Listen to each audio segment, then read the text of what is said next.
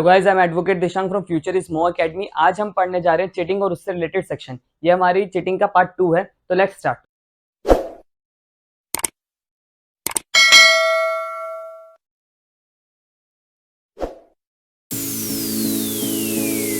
तो पहला सेक्शन है 418।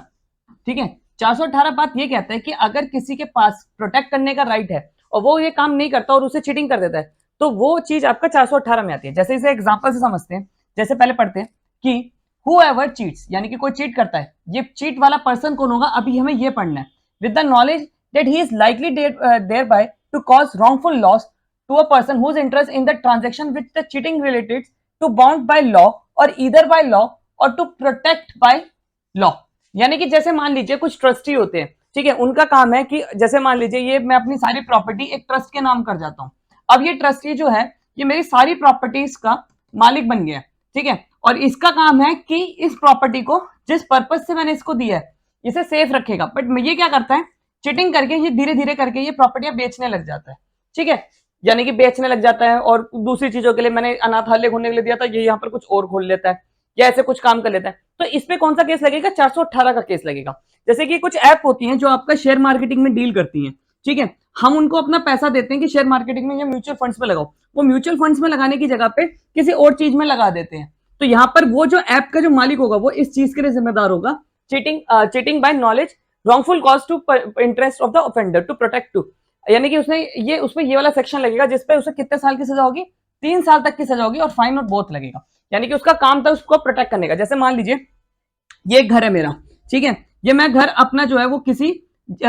होल्डर के नाम करता हूँ, जीपीए होल्डर के नाम कर जाता हूँ, ठीक है, ये मेरा कजन है, ठीक है। अब इसका काम था इसको रेंट पे चढ़ाना, पर ये क्या करता है, रेंट पे ना चढ़ा के इस प्रॉपर्टी को किसी और को दे देता है,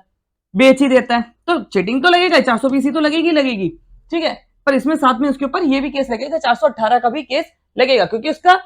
राइट था, उसको एक पावर थी कि इसको प्रोटेक्ट करके रखना है, ठीक है, और मेरा उसमें विश्वास था, पर उसने मेरे विश्वास को तोड़ा, ठीक है। तो cheating by criminal breach of trust तो है अलग बात, पर 418 उसने क्योंकि चीट कर दी, यहाँ पर प्रॉपर्टी डिलीवर कर दी उसने उसको, तो उस पर 418 का केस भी लगेगा, क्योंकि 400 चीटिंग के लिए प्रॉपर्टी डिलीवर होना बहुत जरूरी है। अब बात करते हैं 420। 419 में हमने पढ़ लिया था चीटिंग में पर्सनल, तो वो चीज बीच में स्किप कर दी, हमने पहले लेक्चर में पढ़ लिया, ठीक है। तो cheating and dishonesty induce the delivery of property. अब 420 बहुत इंपॉर्टेंट है, क्योंकि अगर अभी हमने 415 और उसकी पनिशमेंट 416 में पड़ी थी, ठीक है, तो वो एक बहुत छोटा था, उसमें 1 साल तक की सजा थी। अब इसमें सजा 7 साल की है और इसमें फाइन भी है, यानी कि इसमें सजा बढ़ी गई है। अब ऐसा क्या हुआ कि जो इसमें बढ़ गई चीज, इसमें क्या हुआ है कि यहाँ पर आपकी वैल्यूएबल सिक्योरिटी को चुराया गया। जैसे उसमें क्या था कि अगर कोई दूल्हा है, दूल्हा कह देता है कि मैं बहुत अमीर हूं, ये हूं, और अपना दिखा देता है, घर भर दिखा देता है। जैसे हमने गोविंदा की कोई मूवी में देखा होगा, गोविंदा क्या करता है, अब दिखाता है कि मैं बहुत बड़ा आलिशान घर है मेरा, मैं अमीर बाप की औलाद हूं, और शादी कर लेता है करिश्मा कपूर से, मुझे मूवी का नाम याद नहीं आ रहा। तो वो एक छोटी मोटी चीटिंग हो गई, ठीक है, तो उसमें सजा भी थोड़ी कम है, पर ये चीटिंग बड़ी है क्योंकि यहाँ पर आपकी वैल्यूएबल चीज को ले लेते हैं। जैसे कि इसको समझाते हैं कि जैसे कि आपको एक एग्जांपल, अभी इसके थ्रू नहीं, एक अपना एग्जांपल बताता हूँ कि जैसे मान लीजिए मुझे एक बाइक ली थी मैंने, वो मुझे नहीं पता था कि उसमें आरसी में नाम लिखा हुआ था, पर्सन का सबका नाम लिखा हुआ था। अब जब मैंने वो बाइक खरीदी, बाद में पता चला कि वो बाइक जो थी वो आपका मॉर्टगेज थी, यानी कि फाइनेंस बाइक थी, और वो किस्त नहीं चुका रहा था। उसने ये बात मुझे पता ही नहीं, और जितने प्रिकॉशंस हो सकते थे मैंने वो लिए, क्योंकि अगर आपकी जो आरसी थी उसमें उसका नाम लिखा हुआ था, उसने सेल लेटर मेरे नाम कर दिया था, एक रिटर्न कॉन्ट्रैक्ट भी हुआ था इसका और मेरा, ठीक है। तो यानी कि मैंने तो अपना बोनाफाइड दिखा दिया कि मैंने जो ये प्रॉपर्टी खरीदी है, ये मुझे नहीं पता था कि ये मॉर्टगेज है या क्या है, उसने मुझे बताया भी नहीं था, और सेल लेटर पे उसने साइन भी कर रखे थे, बट उसने ये प्रॉपर्टी अब मुझसे ये बेच दी है मुझे प्रॉपर्टी। तो यहाँ पर क्या हुआ, उस पर तो चीटिंग का केस बनेगा। जैसे मान लीजिए मैं एक आदमी से एक बाइक खरीदता हूँ, बुलेट बाइक खरीदता हूँ, ठीक है। अब यहाँ पर मैंने जब उससे वो बुलेट बाइक खरीदी, तो उसने मुझे बताया कि ये मॉर्टगेज नहीं है,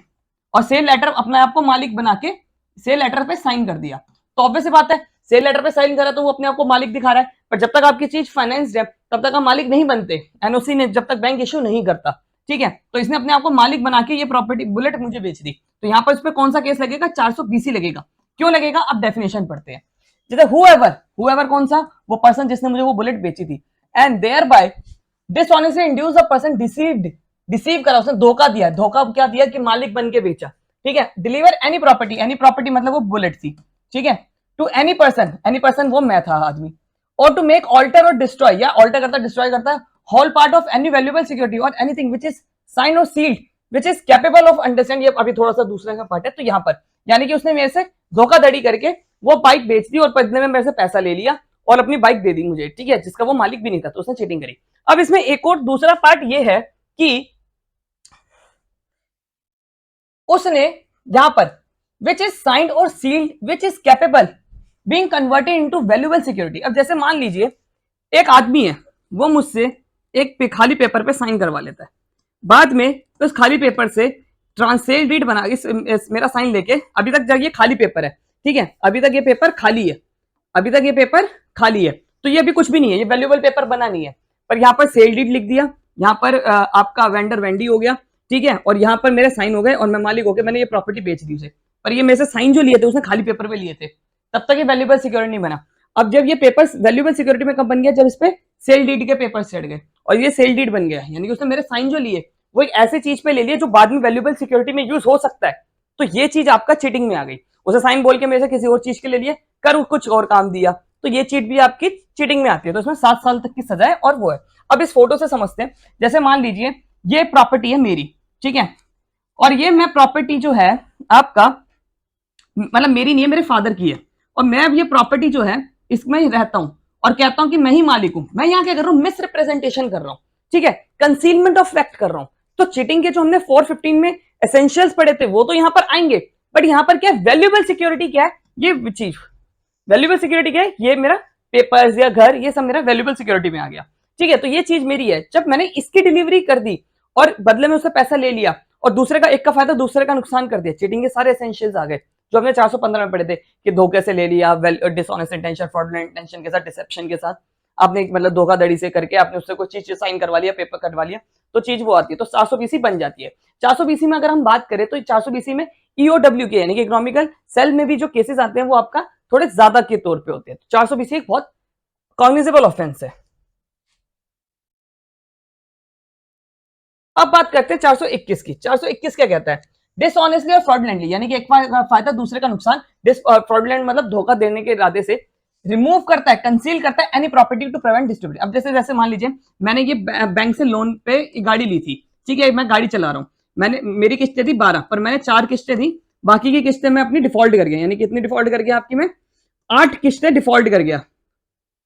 ठीक है, 8 किस्त में क्या करके डिफॉल्ट कर गया। अब ये जब मैं डिफॉल्ट कर गया, अब क्या बैंक वाले आएंगे मेरी ये प्रॉपर्टी जब्त करने जाएंगे, मुझे पता है कि ये मेरी गाड़ी ले जाएंगे, मैं क्या करता हूँ उनसे ये छुपा लेता हूँ, ठीक है, उनको ये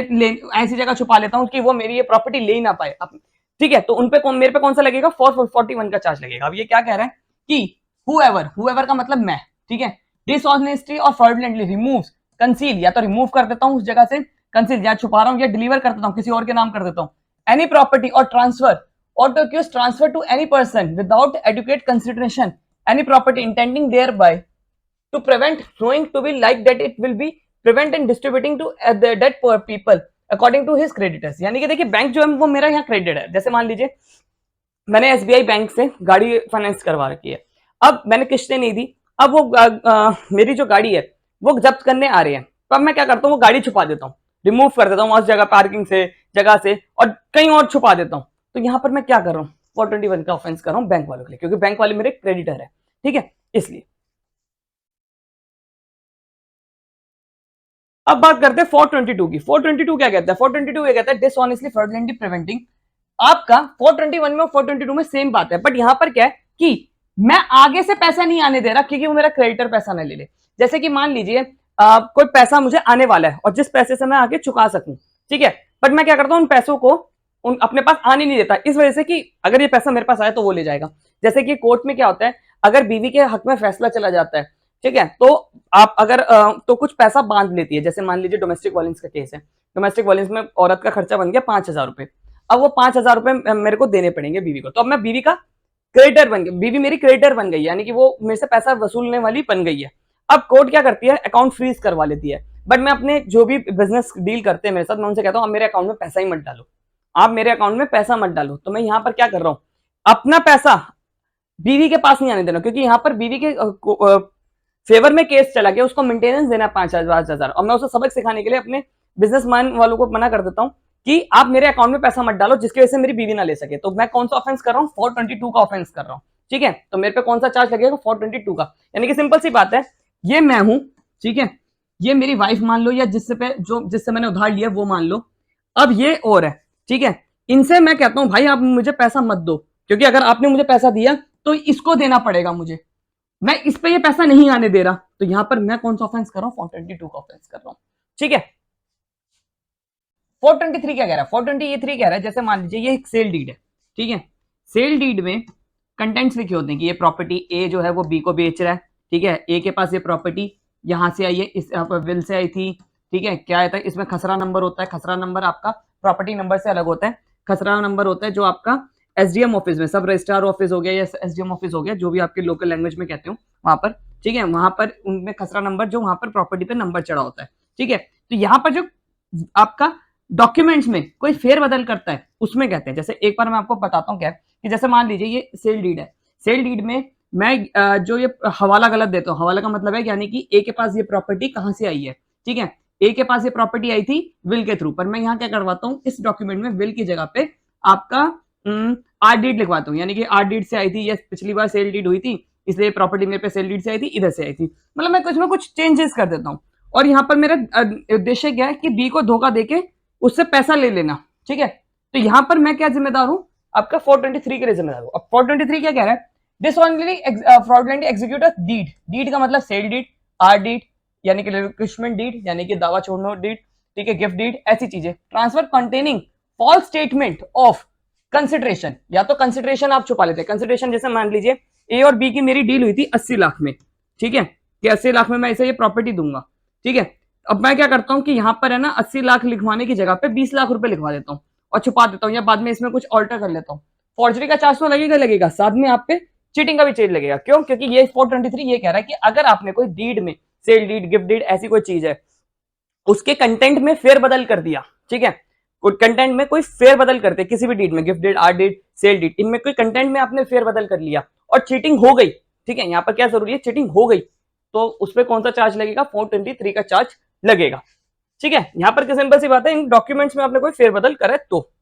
अब 424 क्या कह रहा है, 424 आपका सिंपल सी बात ये कह रहा है, इससे पहले हमने एक सेक्शन पढ़ा था 421 पढ़ा था, तो 421 में और आपका 424 में डिफरेंस ये है कि 421 ये कह रहा था कि अगर कोई पर्सन कोई लोन वाली प्रॉपर्टी को या फिर क्रेडिटर वाली प्रॉपर्टी को छुपाने की कोशिश करता है तो।